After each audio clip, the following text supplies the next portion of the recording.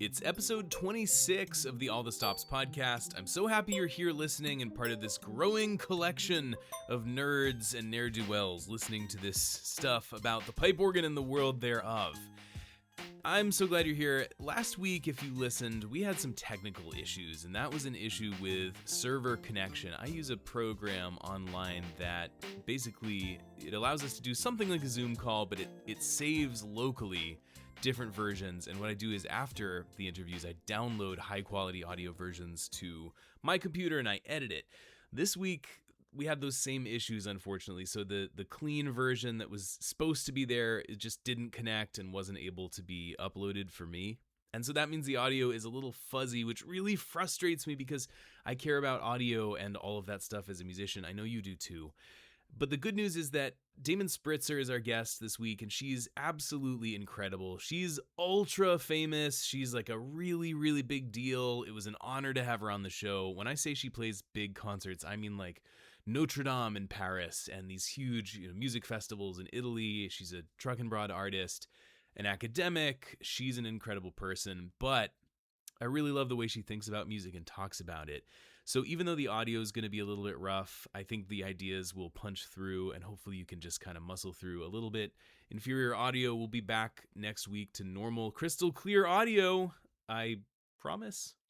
Anyhow, we settled on this kind of three-legged stool concept for organ with, your church work, your performance work, and your academic work. This is something she does, all of those, and she connected them in ways I had never really thought of before. I found it to be a revelatory conversation, and I think you will enjoy it. I apologize for the audio once again, but thanks for being here. Thanks to those of you who have also jumped on Patreon at the $5 level to get ad-free versions of this show. You're going to want to consider that because I have to tell you, we have an official timepiece now of All the Stops Media, the Griffith Watch Company, and I'll tell you a little bit about that in the ads, but we'll get to that later. For now, it's time to have a slightly fuzzy but excellent discussion with the one, the only Damin Spritzer. Thanks for sticking around.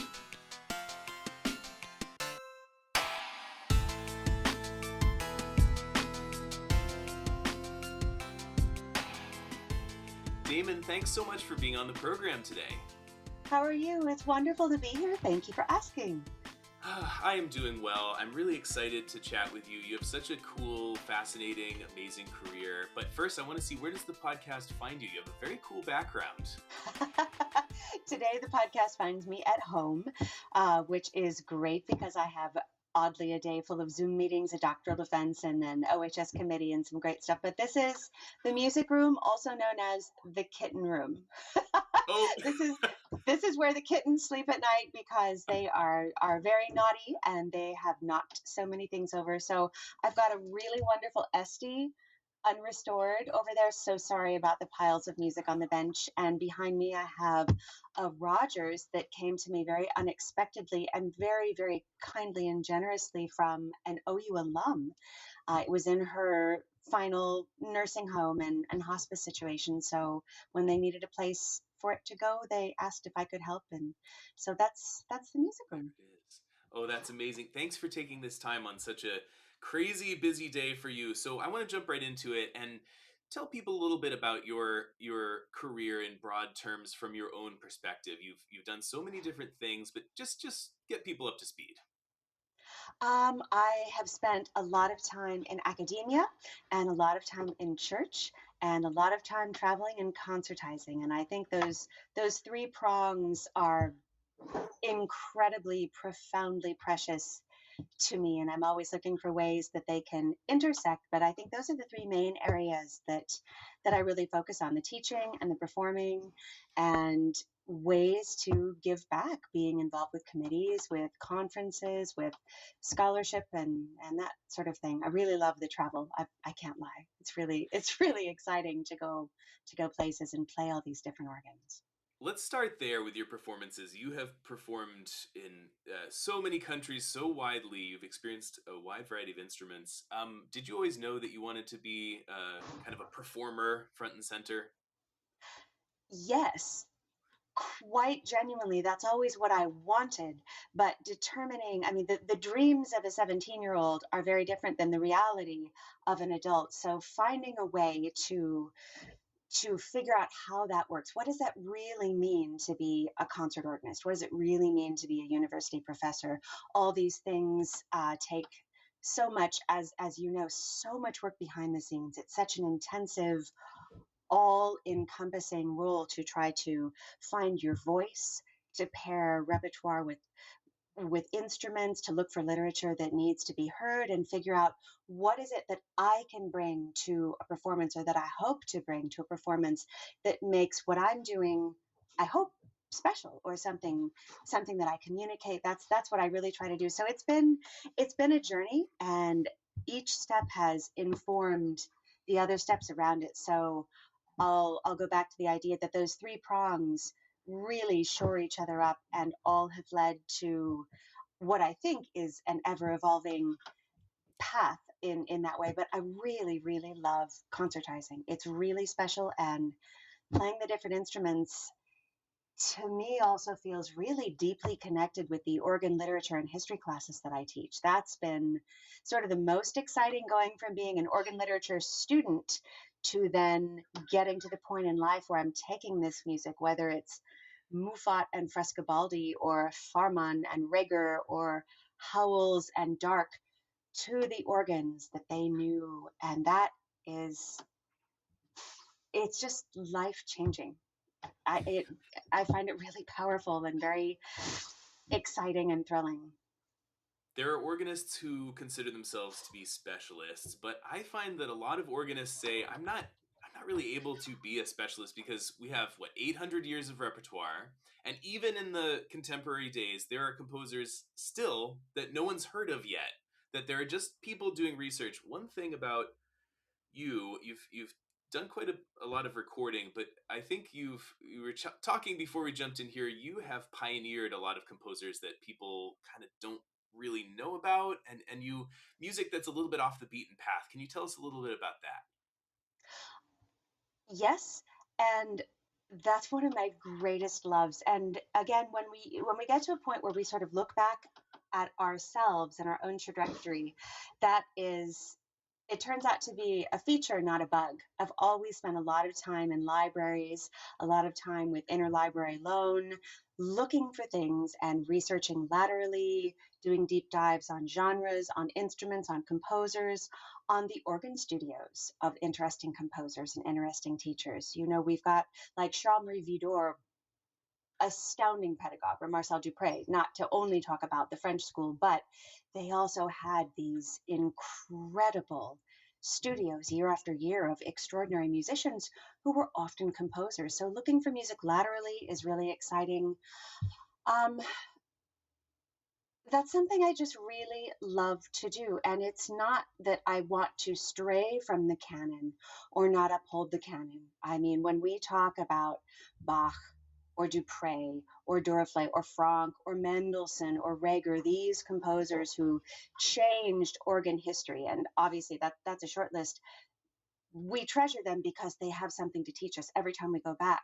But I think it's so exciting to look at the music that surrounded them, the milieu in which they composed and lived, and what their students took away, because being a student is still very vivid in my mind. And now that I'm a professor and I look at the students that do me the honor of coming to work with me, and I think, okay, what are you thinking?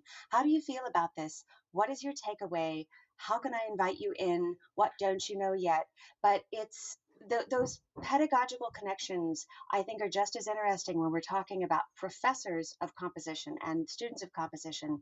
And the French school in particular is one where they all composed. So I really, really like looking for music that is just wonderful, because the canon composers are really well represented, and we can keep working on them and keep studying them and keep researching, and better editions inform performances. But I do take a particular pleasure in finding something that was in a box that has been forgotten about, usually by accident, not no malice, just there's so much, and there's even more now in the age of globalization and digitization. We've got access to stuff I could only have dreamt of when I was first starting in school.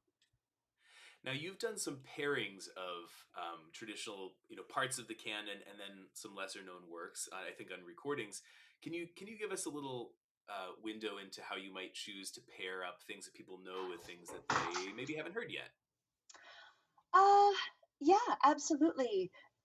One of the ways that I've really been focused on for the past couple of projects has been what I just referenced is that connection of professor to student. Um, for example, I think it's no secret that I have a very deep and abiding love for the music of Herbert Howells. I'm not alone in this. This is we all this is Yeah. we all really, really love this music and it's fabulous. And I love to play it, but I spend a lot of time thinking, okay, so many great musicians also play this music. I wonder either how can I make it fresh in a way that's respectful, profound, and musical, or is there another angle I can take? So there was a while several years ago when I did a really in-depth look into all of his students. Hmm. And there's actually an enormous body of students that he had who didn't write for the organ, but who wrote extraordinary chamber music, extraordinary piano music, all kinds of things. So those compositional legacies. I did a similar thing with Vidor, looking at a lot of his students. I've done some of that with Franck. I'm doing a little bit of that with Vierne right now. What did their students do? And one of the things that really fascinates me in these projects is finding really, really educated, informed, important musicians who wrote for the organ, but didn't necessarily write a large scale work or multiple large scale works. So they were really gifted, really brilliant, really important, but didn't leave us 20 symphonies or 6 psalm preludes or 4 rhapsodies. They wrote sort of one off pieces or 2 off or 3 off, and they're really fabulous. So that's interesting. And if I'm teaching about those pieces, then I bring in to the discussion what genres did they write for, and we listen to the similarities and talk about that. But if I'm just looking organ specific, then I look for another way to contextualize the importance of why is this piece by Frida Swain important? Who was she? What was her connection to Harold Dark? He was her teacher. He wrote a piece for her. She dedicated her only known organ piece to him. Things like that, I think, are just interesting because it's so special to have those connections with important teachers and pedagogues. I mean, they change our lives. And so that's been a connection that I've found to be really fertile ground for finding music and composers that are lesser known. You talked about the three prongs at the beginning, and I think listeners will immediately have thought, okay, I see how the teaching and the performing go together. I mean, we've certainly fleshed that out here. There's also just the element of it's a feature for the institution for you to be playing as many concerts as possible and drawing attention. It's good for the students to have new, inspiring material that you're bringing back.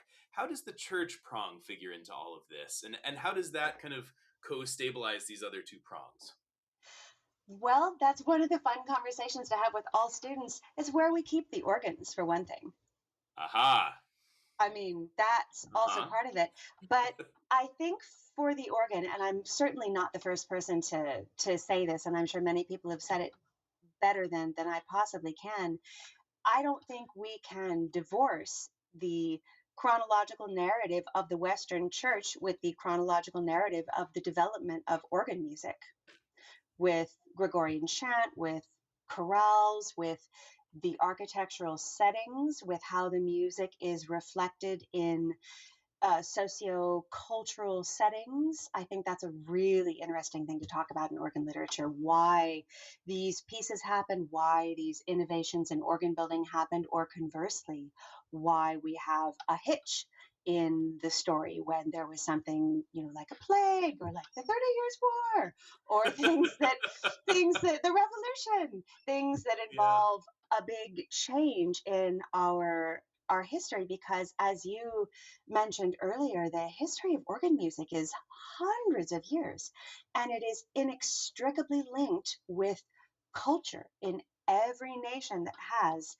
an interesting and notable organ tradition, and not just Western religions as well. We can talk about temples and synagogues. There are these narrative paths that are, this is where it all starts for us, really. Well, that's not entirely true. If we want to go back to Pepin and Charlemagne and all that, but as far as, year 1000, year 1100 onward, when we're really talking about what brings the organ to life for the modern organ, it is our churches, before it's our civic halls, before it's our mead halls, before it's our other concert halls and things like that. So that literature is just incredible. And again, I think we get into a language of symbology, of programmaticism, whereby a chorale tune or a Gregorian chant, it's telling a story. And I really love that. I think that's really an integral part of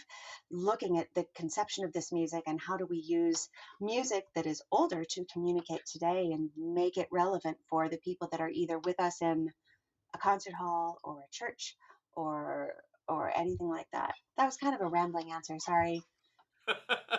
Well, no, there's a whole lot to talk about with organ. I mean, we're talking about hundreds of years of repertoire. We're talking about church music and teaching and performance.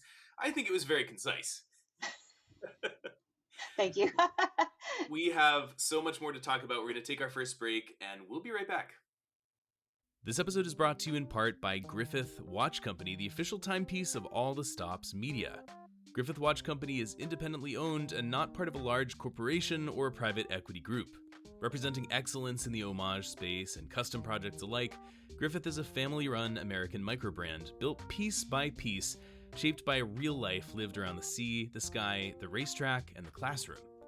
Founder Ralph Griffith is the father of a son with autism, and that shaped the way he thinks about what a business should be and what success looks like. For Griffith Watches, it's excellence and personalization. Supporting autism awareness has been part of their mission from the very first watch, and proceeds from every Griffith sale go to Autism Speaks. Visit griffithwatches.com to see their collection and learn more about their story, and you can use the offer code ALLTHESTOPS to get 10% off your order. Ralph is an amazing guy. Our first conversation lasted almost an hour as we traded stories about pipe organs and the mechanics of those, and compared it to watchmaking, talking about how organs used to have clocks in them, and all the amazing things that can come out of attention to detail and precision. Remember, it's small, it's founder-led, and you believe that matters in this industry today. There's so little of that going around. Every order is handled with care, and each watch ships with a completed warranty card and a handwritten note from the founder. Visit griffithwatches.com to learn all about it, and remember to use the code ALLTHESTOPS to get 10% off your order. griffithwatches.com. Hey, Andrew, do you think it's weird that we're advertising a website and podcast about board games on a podcast that's about the organ? Well, I get how you can get there, Anitra, but the truth is, as you know, there are board games for just about everything these days. That's true. In the last 5 years, we've seen Luthier, which is a board game about making violins, Ovation, which is a game about becoming a classical composer, and even Lacrimosa, a game about one of the world's most famous composers, Mozart, my favorite. And if you like modern music, there's even games like Hi-Fi, or Rock Hard 1977, and even Record, which is a game about playing the guitar. 6 games all about music that we listed in the last 10 seconds. We're guessing most folks out there have never heard of any of them.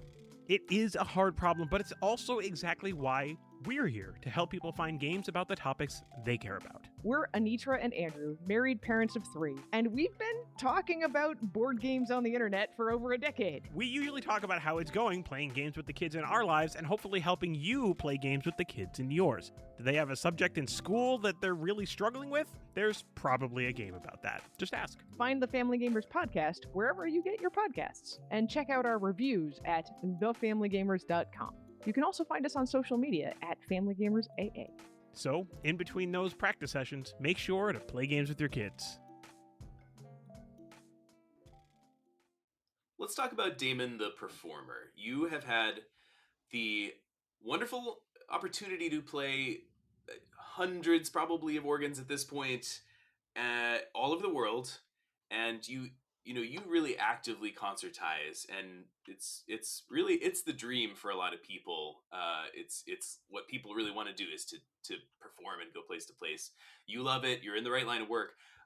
We just want to hear some stories of some of your absolute highlights, some of your favorite moments as a performer, some of your favorite instruments, and some of your favorite concerts. Uh, there are, I'm one of those people who really finds it transcendent to sit down and be connected with an amazing instrument.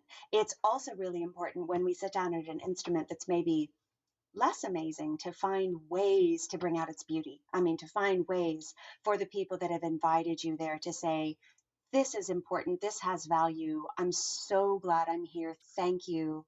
I will use that strange stop. I mean, it's Yes. but but it's also true just for anybody. If you can make a less than optimal instrument sound good when you are in a situation where you are presented with something that's truly extraordinary, it's quite an experience. I find it to be very personal, very emotional, and it's something that makes me feel very connected to our history as organists, which is just inescapable. And it's not that I want to live in the past. I don't. I'm really excited to be alive now. This is a golden age of organ building, golden age of transcriptions. It's a golden age of research. I think it's a golden age of teaching. It's a golden age of travel. I am so excited that I'm here now. It's a golden age of composing. We have so Hmm. many living composers who are fabulous, Yes. but I feel very connected to the music and the instruments of the past as we're standing on the shoulders of giants, and I want to connect to that. And this is not a phrase that I coined, but one that I think is really integral or really important for organists to think about, is benign neglect. There are a lot of instruments that have come to us through the ages because they were left alone. Benign neglect for an instrument that's hundreds of years old is actually terrific, as opposed to taking it apart. So when I have the chance to go somewhere and play an instrument that is particularly representative of a genre or a builder, it's just like all the lights come on at once, and it makes me a little weepy and really excited and really focused, and it's really amazing. One of the experiences that really still takes my breath away when I think about it was playing at the Berliner Dom on the Sauer organ in the Berliner Dom, which is just, I mean, it's 104 ranks, I think, and I think 58 of them are 8-foot stops.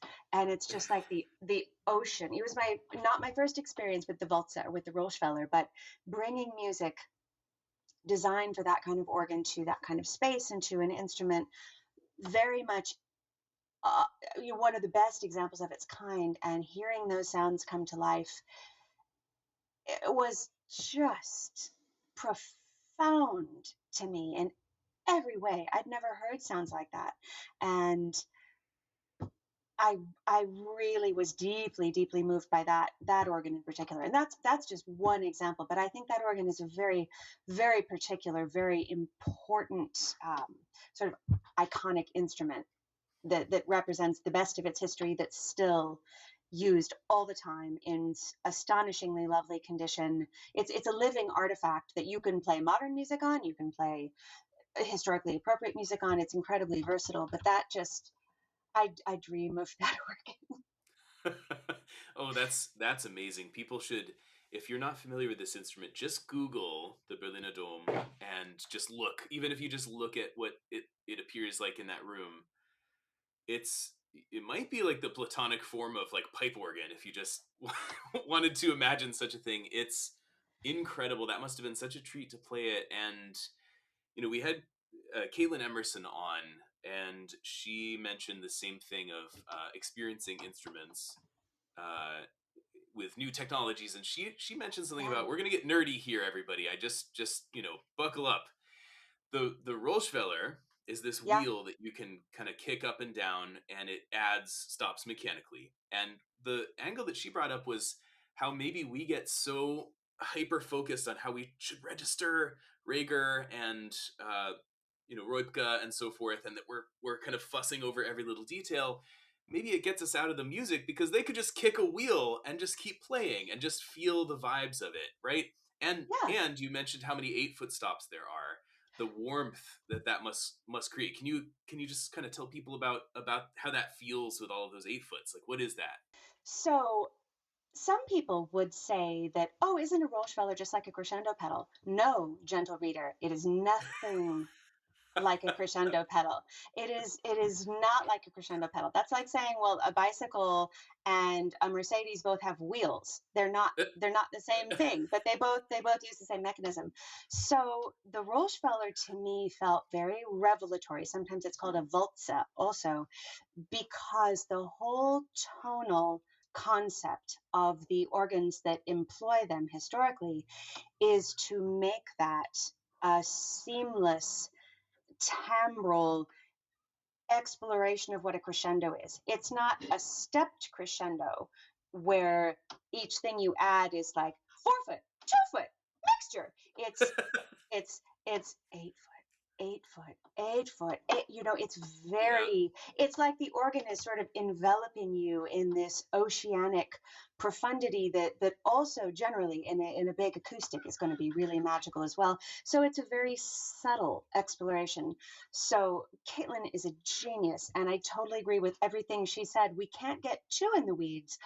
I talk to students about this a lot because we all have such a desire as academics we want to be correct.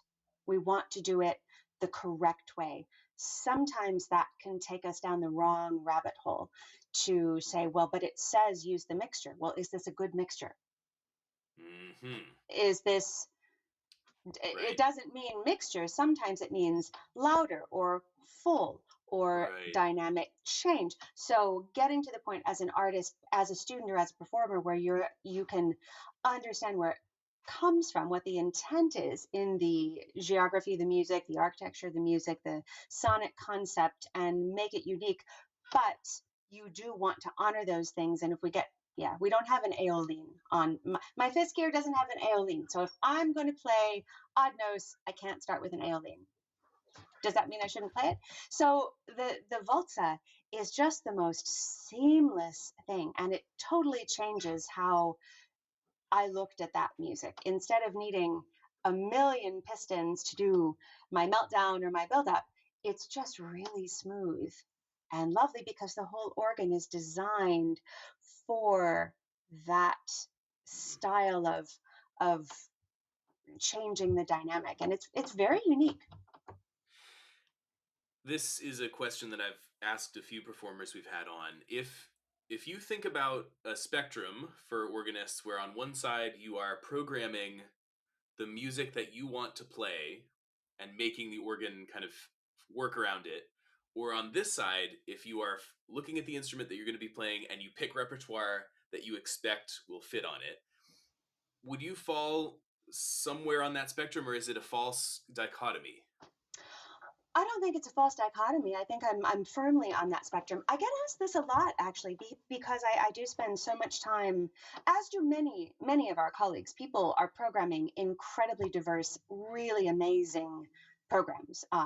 And I thought about that a lot when I was in St. Louis last week. When I looked at what everybody else was playing, I thought, this is fabulous. People put so much thought into honoring the organs, honoring the event, honoring the 250th.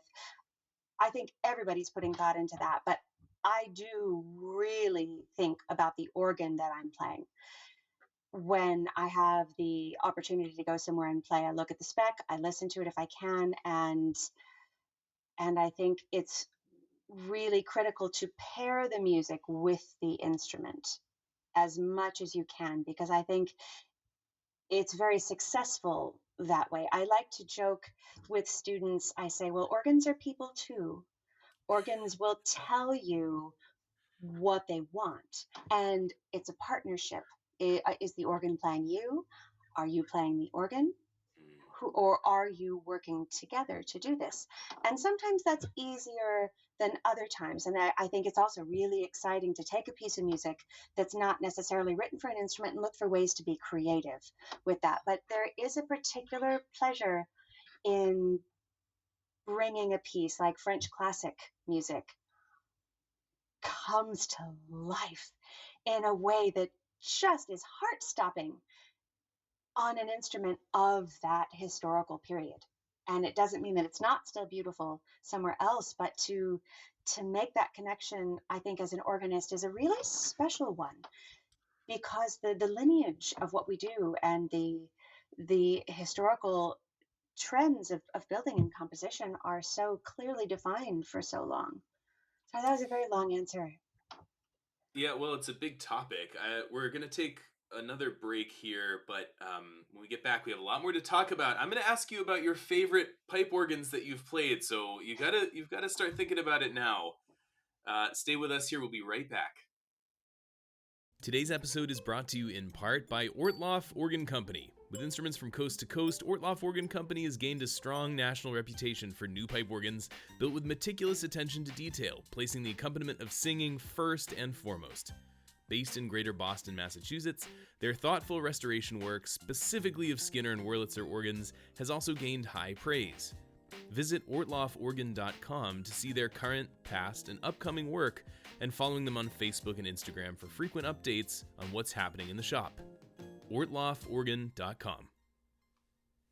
Today's episode is brought to you in part by today's episode, the All the Stops podcast on Patreon, where you can go on for a small subscription fee, get an ad-free version of the show, as well as some bonus content coming soon, and support the back-end costs of making this show possible. If you love what we do here, we would love it if you would consider throwing a couple of bucks our way and supporting these great conversations about the pipe organ and how it works and who plays it and all that good stuff. If you're listening, you know why you're listening. Anyway, patreon.com/allthestopsmedia. Throw a couple bucks our way. It would help a lot. Thank you for listening to the show, and thanks for supporting what we're doing. I want to ask you, and you might not have the answer, and that's okay, but I want to know what instrument surprised you the most so far. When you've gone to play a concert, and maybe you programmed some stuff, you saw what you thought you were going to find, what the stop list was, but until you get there, you never really know, have you had to change a program, or has there been an instrument that really stuck with you of, oh, this is surprising?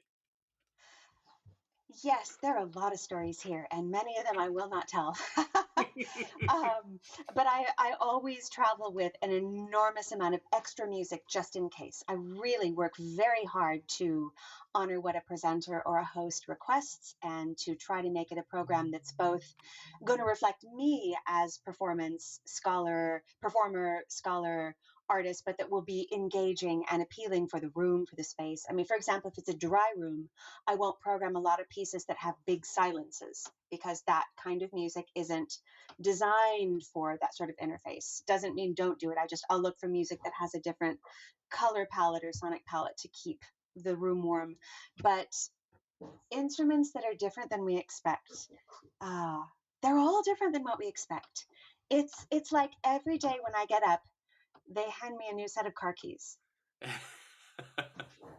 And it might be the keys to a Lamborghini, or it might be the keys to a 1961 Fiat. It might be the keys to a Volkswagen Bug. It might be the keys to a Harley. It might be a tricycle with one wheel that fell off. Yeah. You know, you don't.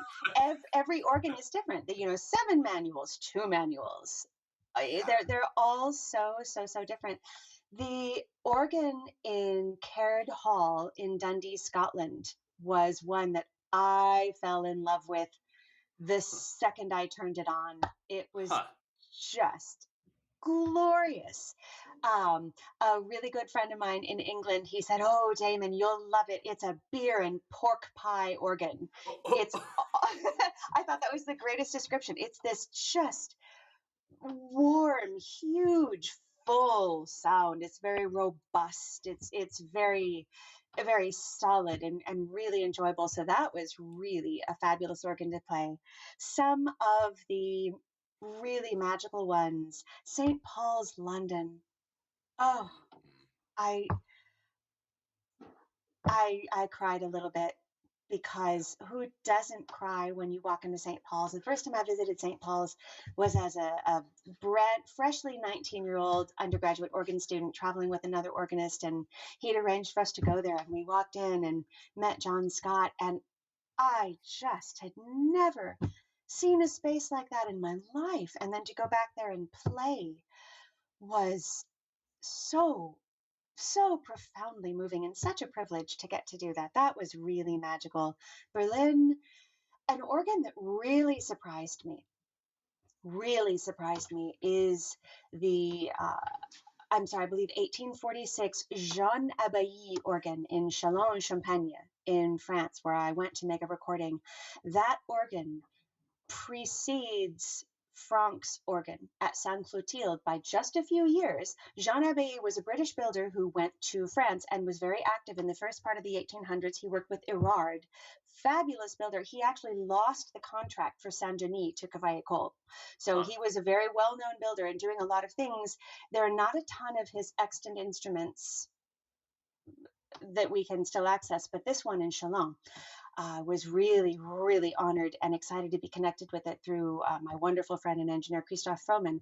But that organ is the exact same spec as Franck's organ at Sainte Clotilde, but it precedes it. So it was fascinating. And the sounds were just incredible. The cathedral has been decommissioned, so the organ's not used all the time, and it's really waiting for a full restoration. But that was a totally unexpected instrument from a really unknown builder that we've just forgotten about.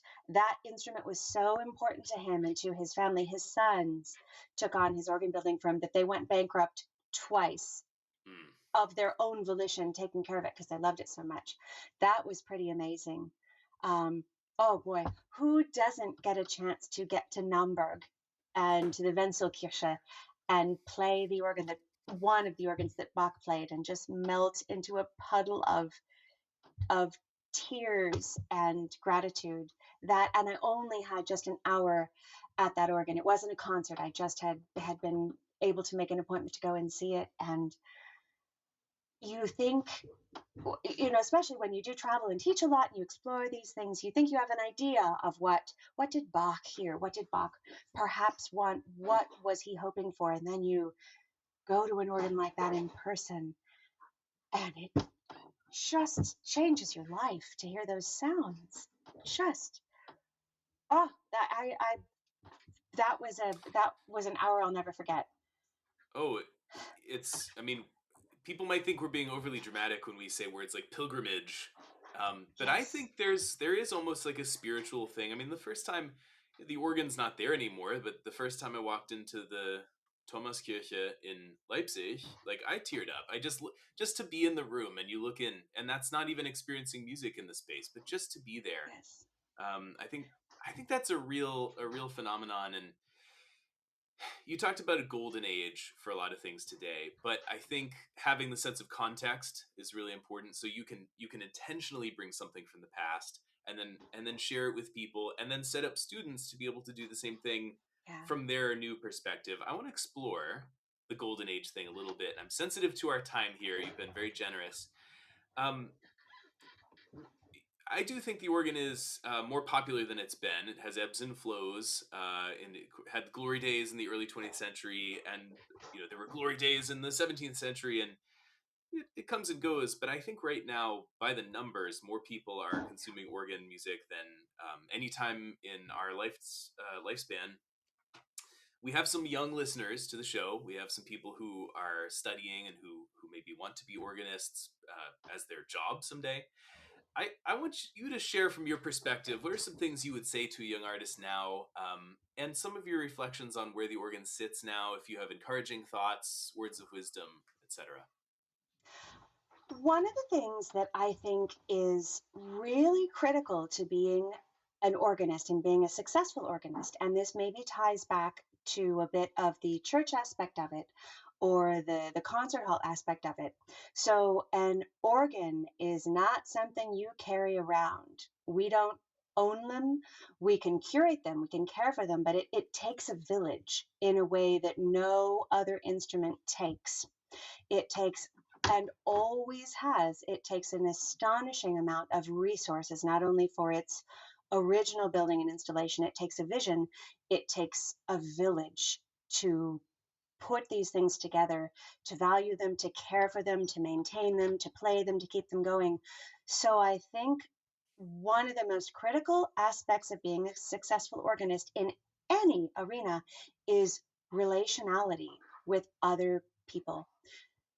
I think for us as organists, those friendships and relationships are just so powerful. A lot of my best friends live hundreds, if not thousands of miles away, and we're connected by these instruments, by these places, by these experiences, by these concerts, by these recordings, by these teachers, by these pedagogues, by these histories, by these builders. I mean, to be an organist is really there's a web that connects us that's really important, but at the root of that is our love of what we do and how do we relate to each other, because we lean on each other, we ask each other for things all the time, we support each other, we hire each other, we teach each other, we bring these things, but we are outside of our organist circles. When we are, say, in a church setting, you need to have wonderful relationships with your clergy and congregation so that they will see through your love of what you do and their collegial or spiritual relationship with you